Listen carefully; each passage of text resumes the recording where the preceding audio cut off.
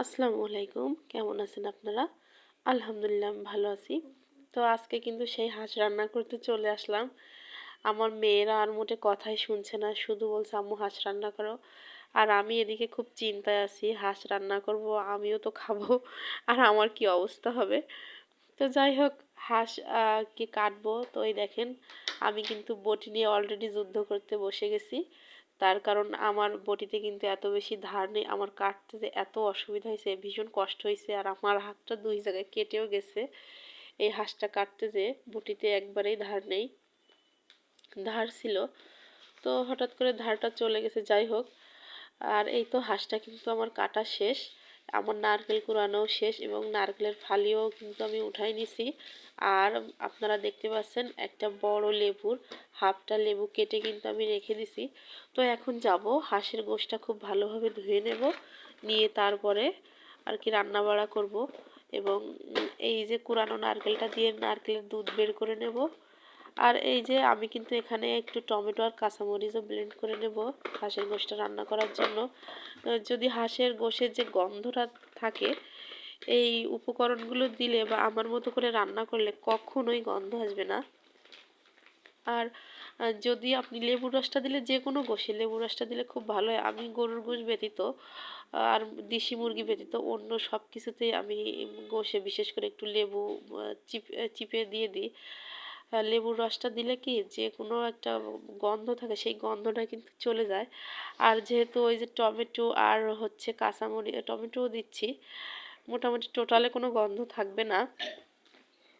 তো এই তো আমি কিন্তু ধুয়ে তারপরে সব মশলা একে একে দিয়ে দিলাম। তো এখানে একটা হাঁসে আমি 2 টেবিল চামচ পুরো হচ্ছে আদা রসুন আর পেঁয়াজ বাটা দিয়ে দিছি, 1.5 চামচ, ফুল 1 চামচ, আর সমান সমান 1 চামচ হচ্ছে আপনার মরিচের গুঁড়া, হলুদ গুঁড়া, জিরার গুঁড়া। আর আমার একটা ছোট্ট চামচ আছে, আসলে 1 চামচ পরিমাণ, 1 চা চামচ পরিমাণ আপনার হচ্ছে গরম মশলার গুঁড়াটা দিতে হবে। তো যেহেতু আমার চামচটা ছোট, আমি 4 বার দিছি, তো ওইটার 4 চামচে আমার 1 চামচ হবে আর কি, 1 চা চামচ হবে। তো এই তো যাই হোক, সব মশলা কিন্তু দিয়ে দিছি। আর এই গোশটা যত ভালোভাবে মাখানো যাবে ততই কিন্তু টেস্ট হবে। আর যেহেতু সময় কম, ইরিনার বাবার নাইট ডিউটি আছে, সেজন্য আমি বিকালে ডিউটি করে এসেই রান্না বান্না করতে বসে গেছি, তার কারণ ওর খাবার দিতে হবে। তো আর নুন টুন সব দিছি। আর এখন কিন্তু লেবুটাও চিপে দেবো। আর এই গোশটা মাখায় রাখলে বেশি ভালো হয়, কিন্তু আমি আর মাখায় রাখিনি, তার কারণ আমার আসলে সময় নেই, ওর বাবা চলে যাবে। আর আমি আজকে একটু রেস্ট করতে পারিনি, সকাল থেকে ডিউটি করলাম। আর দুপুরে আমরা ডাল আলু ভর্তা ভাত খেয়েছি। আর এখন এই গোশ রান্না করব, আর পোলাও রান্না করব। তো এটাই হবে আজকে আমাদের রাত্রের খাবার। তো ইরিনার বাবা যেহেতু ডিউটিতে যাবে, সেজন্য আর কি রান্না বান্না আগেই রেডি করে দিতে হবে, সে চলে যাবে। তো আমি কিন্তু এইগুলো খুব ভালোভাবে মাখায় নিচ্ছি তেল দিয়ে, আবার আমি অনেকক্ষণই মাখাইছি।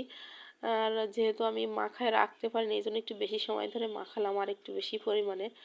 আর আপনারা মাখায় এভাবে রাখতে পারেন, রাখলে বেশি ভালো হয়, মশলাটা পুরো আর কি গোশের ভিতরে চলে যাবে। আর এই যে সেই আপনার ওই যে টমেটো আর কাঁচামরিচ বাটাটাও কিন্তু দিয়ে দিলাম, দিয়ে আরেকটু মাখাবো। এখানে কিন্তু আমি কোনো পানি অ্যাড করব না। তো সরাসরি চুলোয় কিন্তু দিয়ে দিছি, চুলায় দেওয়ার পরে আর কি কড়াটা গরম হচ্ছে। আমার এই যে এই কড়াটা ভীষণ মোটা, আর এটা হচ্ছে আপনার গরম হইতেও বেশ সময় লাগে। তো এই তো আমি কষাতে শুরু করে দিয়েছি। আর এই যে এখানে আমি চেরা নারকেলটা কিন্তু ভেজে নিচ্ছি।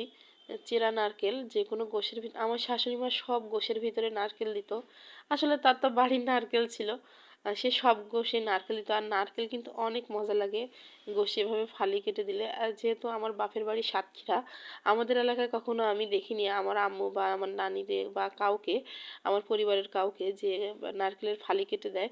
তো যশোরে যখন আমার বিয়ে হয়েছে, আমার বিয়ের পরে দেখি আমার শাশুড়ি মা নারকেল ফালি করে দিত, ভীষণই মজা লাগে। আর আমার শাশুড়ি মা যে গোশটা রান্না করতো, যে কোনো গোশ, ভীষণ মজা হইতো।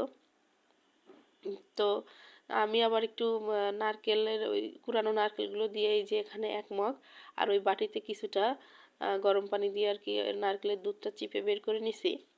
আর এই 2 রকমই দেবো। আর ইরিনার বাবা কিন্তু ভীষণ পছন্দ করে। আর এই গোশটা কিন্তু কষাইতে কষাইতে যে টমেটো থেকে যে পানিটা বের হয়েছিল মশলা বা গোশের, সেটা কিন্তু শুকায় গেছে। আর এখন কিন্তু আমি প্রেসারে দিয়ে দেবো, এবং এর স্বাদ কিন্তু প্রেসারে দেওয়ার কারণে একটু ফোঁটাও নষ্ট হবে না, পুরোপালি স্বাদও কিন্তু থাকবে। তো আমি বেশিরভাগই খাসির গোশ, গরুর গোশ আর দেশি মুরগি হলে অনেক সময় বা হাঁস আমি প্রেসারে দিয়ে রান্না করে নিই। ব্রয়লার ব্যতীত বা সোনালী মুরগি আমি এমনি রান্না করি, ব্রয়লার আর সোনালী মুরগি আর যে কোনো গোশ আমি একটু প্রেসারে দিই। আর তারপরে এখন আমার ভীষণ তাড়া, কারণ সন্ধ্যা হয়ে গেছে, ওর বাবা চলে যাবে। তো এই তো এখন কিন্তু আমি হচ্ছে প্রেসার সিটি দিয়ে নেব। তো এখানে আমি 4টা সিটি দিয়ে নিছিলাম। তো এখন কিন্তু গোশটা পুরোপুরি হয়ে গেছে।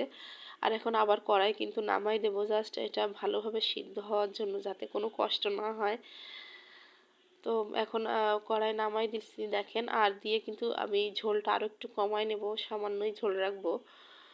আর এখানে আমি একটু উঠাই নিছি আপনাদেরকে দেখানোর জন্য, যেহেতু ভীষণ গরম। দেখেন কি সুন্দর গলে গেছে। আর স্বাদ কিন্তু একটুও নষ্ট হবে না, প্রেসারে দিলে কিন্তু গোশের স্বাদ অনেক সময় নষ্ট হয়ে যায়, কিন্তু এভাবে রান্না করলে গোশের স্বাদ কিন্তু একটুও নষ্ট হবে না। আর আমি কিন্তু উঠে একটু নারকেল খেয়ে নিছি, আর আমার ইরিনা এসে আবার একটু গোশ খেয়ে নিছে। তো এই তো দেখতে পাচ্ছেন আমার কিন্তু গোশটা রান্না শেষ। আর এটার ফাইনাল লুক ক্যামেরা একটুও ভালো লাগছে না, সামনে থেকে দেখলে বিশ্বাস করুন এত সুন্দর কালার আসছে। আর ক্যামেরা কেমন ফ্যাকাশে ফ্যাকাশে দেখা যাচ্ছে, তো কালারটা কিন্তু অনেক সুন্দর হয়েছে। আর এটা সাদা সাদা দেখা যাচ্ছে। আর আমি কিন্তু এখন একটু গরম মশলার গুঁড়া আর একটু জিরার গুঁড়াও দিয়ে নেব। তো এরপরে রিনার বাবার খাবার টাবার রেডি করে দেব, ও চলে যাবে। আর ভাজা জিরার গুঁড়া বা গরম মশলার গুঁড়া লাস্টে একটু দিলে ভালো একটা ঘ্রাণ আসে। আর মাশাল্লাহ গোশটা খেতে যে এত মজা হয়েছে, যেহেতু নারকেলের দুধ দেওয়া, মানে টেস্ট তো এমনিই হবে, তারপরে মাশাল্লাহ মাশাল্লাহ ভীষণ টেস্ট হয়েছে। মানে আমার মেয়েরা ভীষণ ভালোভাবে খাইছে, খুব মজা করে খাইছে। আমার আয়সা তো গোশই খায় না, সেও খাইছে। আর এই যে পোলাও, আর আমি কিন্তু সাদা প্লেন পোলাও করছি অন্য দিনের মতো। আর অন্য দিনের চেয়ে আজকে আরও পাতলা করছি, আজকে তেমন কিছুই দিইনি, একটু নুন পেঁয়াজ আর একটু গরুর দুধ দিইনি, ভুলে গেছিলাম। তো এই যে আমার আয়সামণি বসে গেছে, সে কিন্তু খাবে। সে এখানে একটা বাজারের প্যাকেট ছিল, পরিষ্কার প্যাকেট, ওইটার পরে বসে গেছে খাবে। তো আমি বলছি আম্মু চলো খাটের উপরে, আমাদের মাদুরটা আর কি পানি পড়ছে, যাই হোক। তো এই যে রিনার বাবার খাবার কিন্তু আমি বাটিতে উঠাই দিচ্ছি, আর ওদেরও খেতে দিচ্ছি, ওরা খাটের উপরে যেয়ে খেয়ে নেবে। তো ভিউয়ার্স, আমার আজকের ভিডিও এই পর্যন্ত। সবাই ভালো থাকবেন, সুস্থ থাকবেন, আর অবশ্যই আমার চ্যানেলটিকে লাইক কমেন্ট করতে ভুলবেন না। আল্লাহ হাফেজ।